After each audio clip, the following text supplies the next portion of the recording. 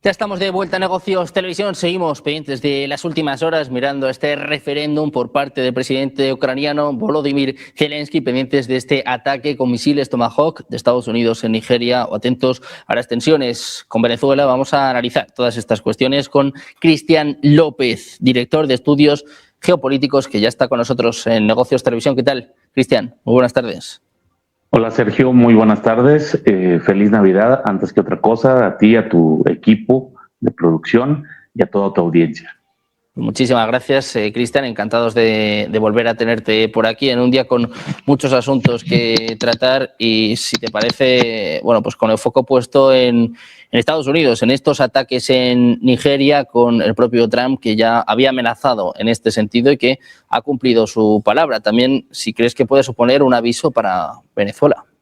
Tal vez yo sí lo diferenciaría. Aquí sí hay un componente religioso muy fuerte también en todo esto que está pasando en África, sobre todo en Nigeria, pero recordemos que son varios países, no nada más es Nigeria, quien por alguna razón, tal vez yihadista, tienen una especie de estrategia de exterminio sistemático de los cristianos, que en la mayoría de aquellos países son minoría.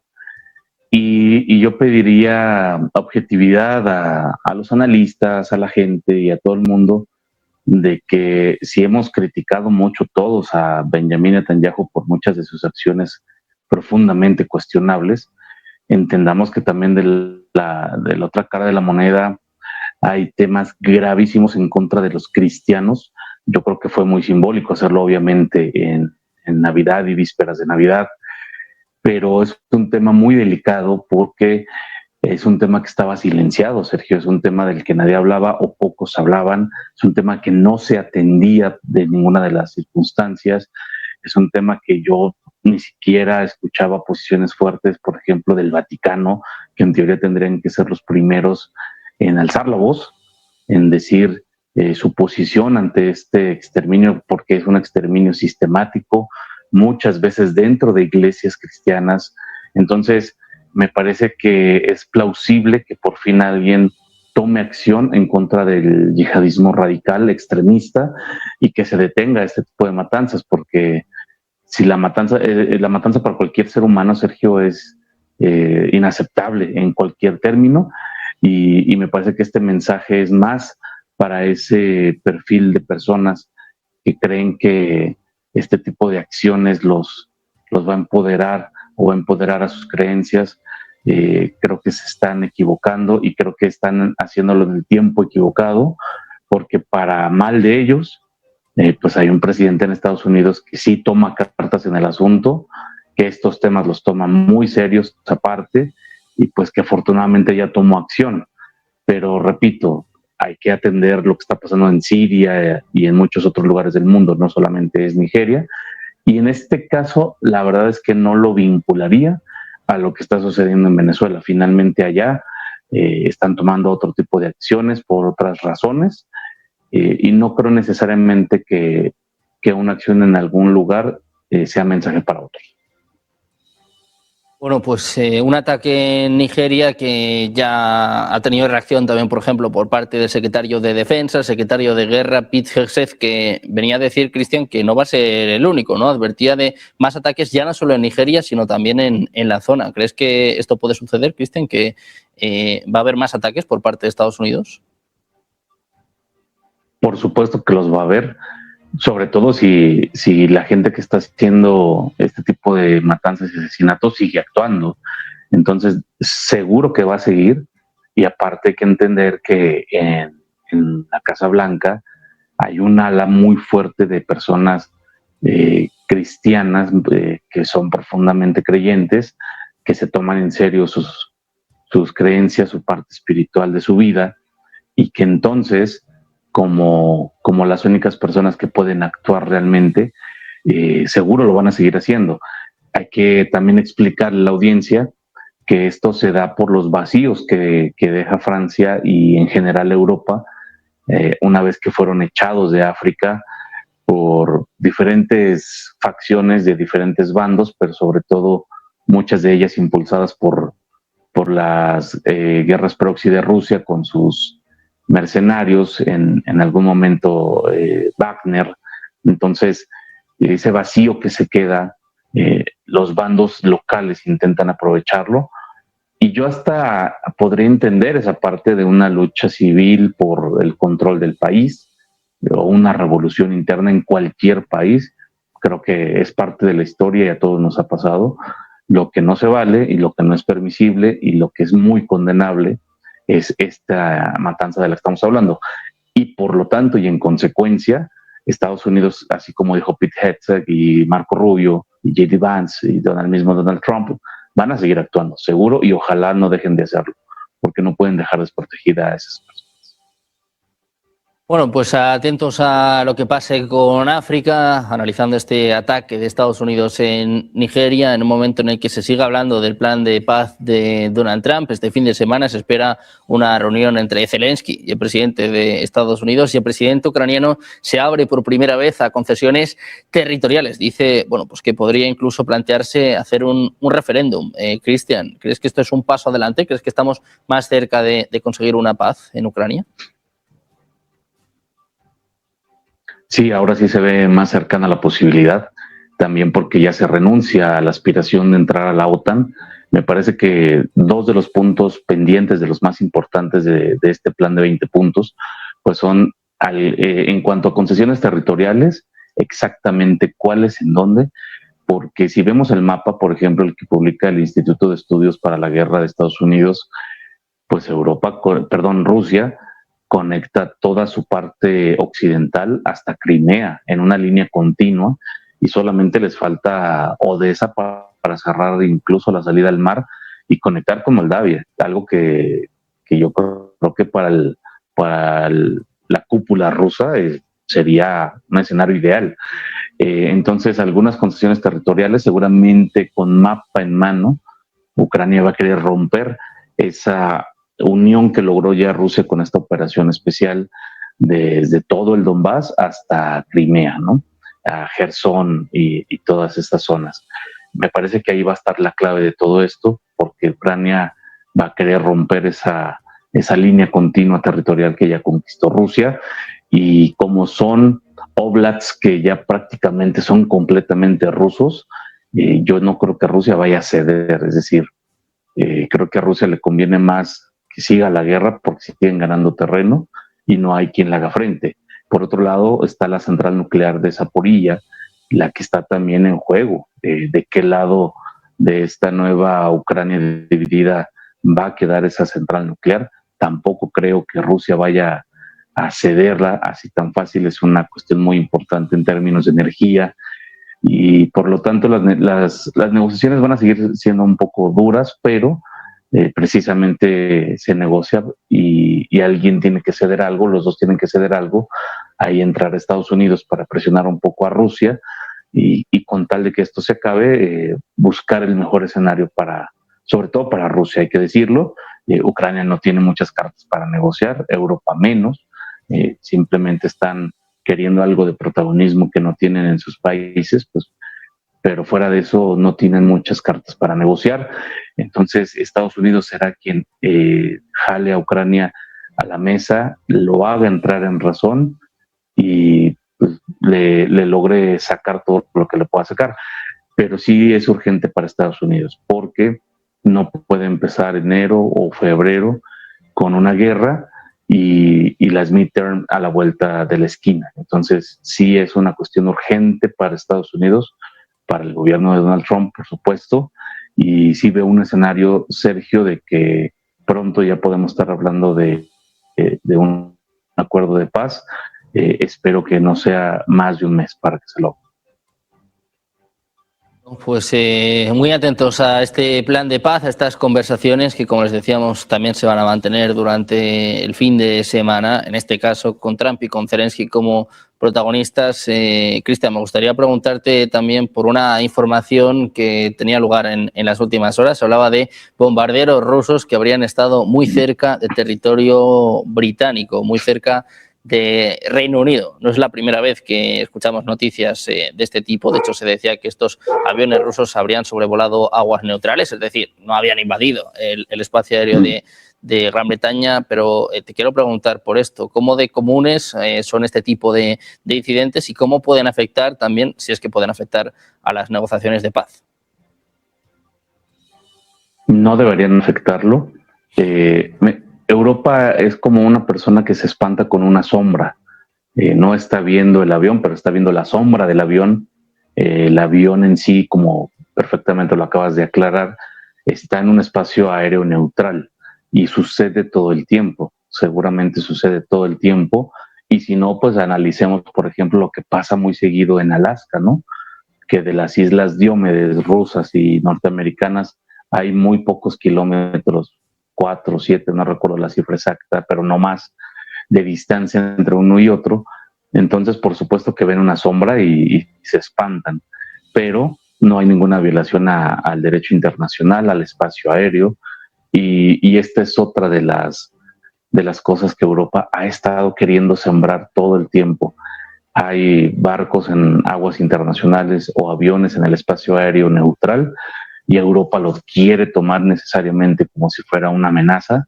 ¿Por qué? Porque ahorita están en ese trabajo interno a nivel de sus países, queriendo sembrarles el miedo de la guerra para que puedan soltar su libertad y sus impuestos con absoluta impunidad y que nadie los cuestione. Entonces, esto es parte de una estrategia de comunicación muy perversa, porque jugar con el miedo de la gente es muy perverso. Pero a tu pregunta concreta, no tiene ni debería por qué entorpecer todas las cuestiones de la negociación de los acuerdos de paz, aunque voy a hacer también un acotamiento, aunque si alguien ha sido muy eficaz a la hora de entorpecer negociaciones de paz, pues ha sido precisamente el Reino Unido y más específicamente Boris Johnson. Entonces, viniendo ya de Londres, sí hay que ponerle más atención que si viniera de Berlín o de París, porque Reino Unido se toma en serio esto de sabotear las negociaciones de paz.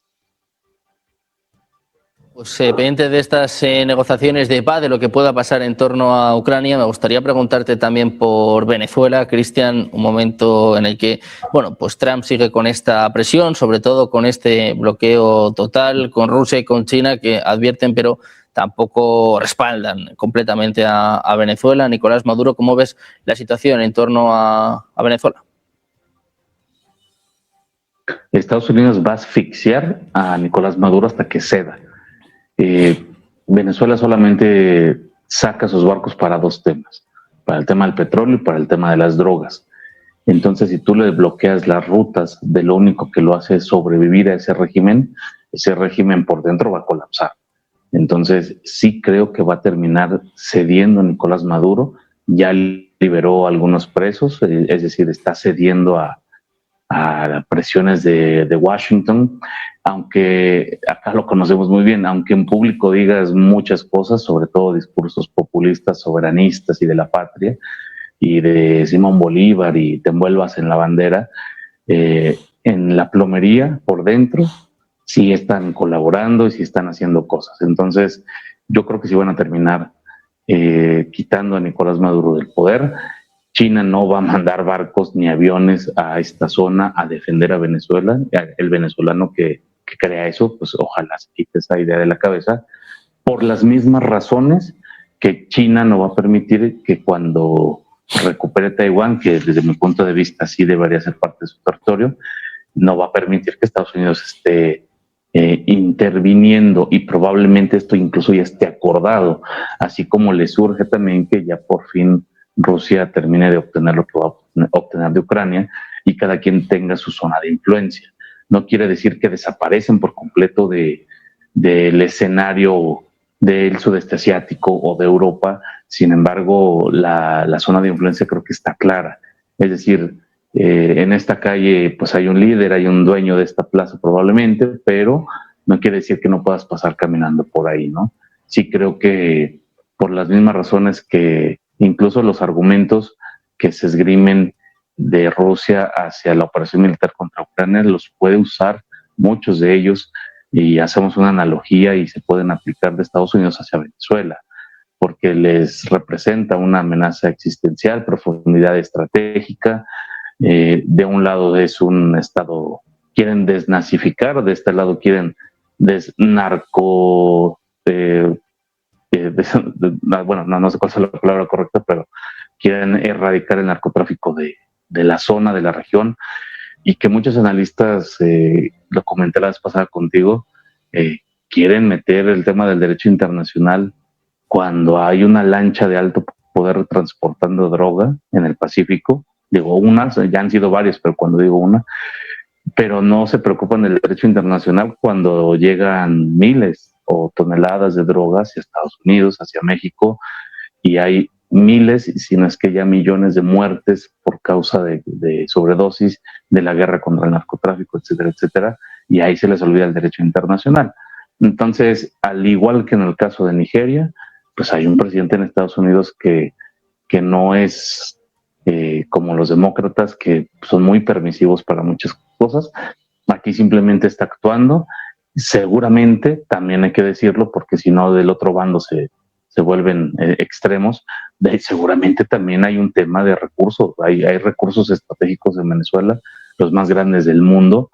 Seríamos ilusos pensar que no hay un interés también ahí, pero definitivamente el síntoma sí es el narcotráfico, aunque haya muchos objetivos geopolíticos por encima, es decir, por encima del narcotráfico y por encima del mismo petróleo, hay intereses geopolíticos más importantes incluso que esas dos cosas, pero no quiere decir que no exista el narcotráfico. Hay que ser muy puntuales en eso, porque creo que hay mucha gente muy enamorada de su bando, es muy militante a veces de su ideología, y quiere solamente imponer que hay un interés por el petróleo, pero erradicando las drogas.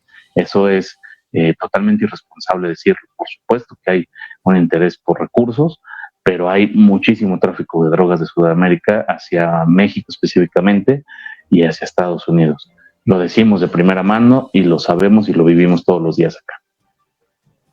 Bueno, pues con el foco puesto en Venezuela, Cristian, me gustaría preguntarte también por Taiwán, con China, que ha golpeado, ha respondido de alguna forma a lo que hacía la semana pasada Estados Unidos con este paquete de armas valorado en más de 11.000 millones de dólares. Se habla de que estaría preparando una operación de cara a 2027. ¿Cómo ves este nuevo frente? ¿Qué esperas de cara al año que viene en torno a Taiwán? Ya es el único frente que queda por abrirse. Y repito, vamos a ver cuál es el resultado de lo que pasa en Venezuela y en Ucrania, y tal vez en función de eso nos va a dar una norte, nos va a dar una guía para entender lo que vaya a pasar en Taiwán. Probablemente China va por ellos, probablemente Estados Unidos hace como que los defiende, pero más diplomáticamente que materialmente. Probablemente, igual que a Ucrania, pues le concederá venta de armas o apoyos o préstamos, pero no va a llegar a un enfrentamiento directo con China. ¿Por qué? Porque sus futuros están entrelazados, están interdependientes. Los futuros de estas dos potencias ahora que tenemos en el mundo, ya es tiempo de normalizar que en algún concepto, que por lo menos en términos económicos, tenemos un mundo bipolar, en términos militares un mundo multipolar, y en términos generales, pues hay una triarquía. Principalmente hay una triarquía de países que van a encabezar lo que suceda en el mundo por los próximos años, décadas probablemente. Estados Unidos, como dice el doctor Jalife, no lo digo en orden, pero pues Estados Unidos, China, Rusia, repito, en una mezcla de factores, porque si hablamos solo de lo económico, se rezaga Rusia, lo sabemos un poco más. En términos de armas nucleares, creo que son más ruidosas las armas nucleares que los bitcoins o que los dólares o que las divisas en general. Entonces no podemos descartar a Rusia. Ya después viene una serie de países de segundo nivel con capacidad de ser potencias, como la India y otros, Japón, y ya en un tercer nivel, pues otros países intermedios que son potencias intermedias, que son importantes. Metería ahí a Turquía, México, Alemania. Entonces, hay que entender que va a suceder algo en Taiwán seguramente, porque pues China no va a ser el único país que se quede sin mover ficha. Sería eso una señal, creo yo, de debilidad para sus discursos internos, así como Estados Unidos tiene su política de seguridad nacional, su estrategia de seguridad nacional, sabemos que China tiene sus planes quinquenales, que también ya ha dejado ver que Taiwán es parte integral de China para ellos, para su concepción. Entonces quiere decir que tarde o temprano van por ello. Bueno, pues muy atentos a lo que pueda suceder con China, con la mirada puesta sobre todo en Taiwán. Cristian, muchísimas gracias por estar con nosotros una vez más. Un placer estar contigo por aquí. Muchísimas gracias. Buen día. Muchas gracias a ti, Sergio, y feliz año nuevo para todos. Igualmente, Cristian, feliz año nuevo para ti y para todos los analistas que nos acompañáis durante todo el año en Negocios Televisión. Vamos a hacer una pequeña pausa. Enseguida, todo es geopolítica, Negocios Televisión.